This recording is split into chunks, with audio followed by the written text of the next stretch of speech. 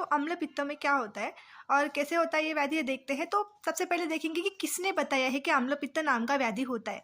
तो जो चरक, सुश्रुत और वाग्भट है, मतलब बृहत्त्रय है, मतलब जो उन्होंने अम्ल पित्त को स्वतंत्र व्याधि के रूप में नहीं माना है।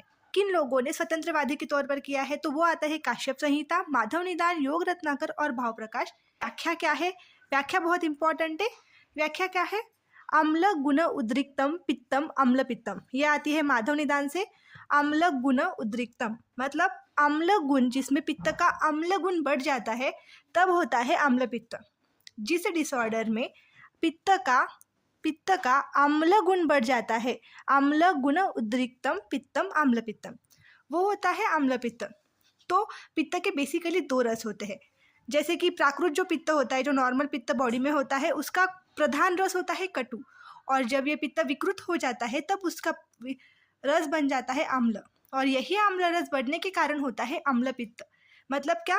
पित्त का अम्ल गुण बढ़ने के कारण जो डिसऑर्डर हो रहा है वो है अम्ल पित्त। तो अब देखते हैं इसके प्रकार। तो दो प्रकार आते हैं गतिभेद से। कौन से? ऊर्ध्वक और अधोक। ऊर्ध्वक मतलब जब ऊपर की ओर से त्रास हो रहा होगा तब, और अधोक मतलब अगर गुद मार्ग में त्रास हो रहा होगा तब। और फिर आते हैं तीन, दोष भेद से आते हैं तीन, जो बताए हैं शारंगधर ने।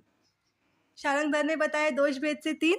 वो कौन से हैं? वातानुबंधित, वात कफानुबंधित और कफानुबंधित।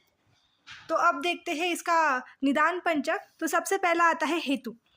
तो जब पित्त का उद्रिक्त हो रहा है, पित्त बढ़ रहा है, तो पित्त बढ़ाने वाला हर चीज़ आप इधर लिख देंगे। जैसे कि मसालेदार पदार्थ, उड़ीद खाना, अम्बवलेले पदार्थ लाइक इडली वगैरह खाना, आप सब यहाँ पे लिख दोगे, प्लस वेग धारण वगैरह। पर बेसिक जो आता है वो आता है वर्षा ऋतु।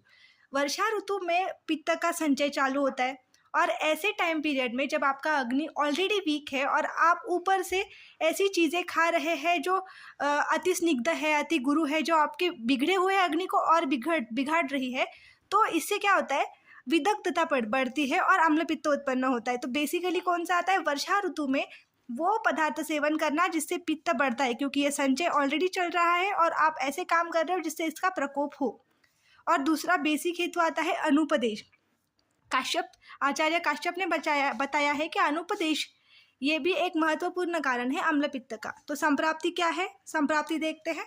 संप्राप्ति में क्या? हेतु सेवन। सबसे पहले आपने हेतु सेवन किया, मतलब वैसे पदार्थ का है अम्ल पदार्थ जिससे पित्त बढ़ा, तो आहार को विदग्धता आई, पित्त की अम्लता बढ़ी, अम्ल गुण से पित्त बढ़ा, तो क्या हुआ?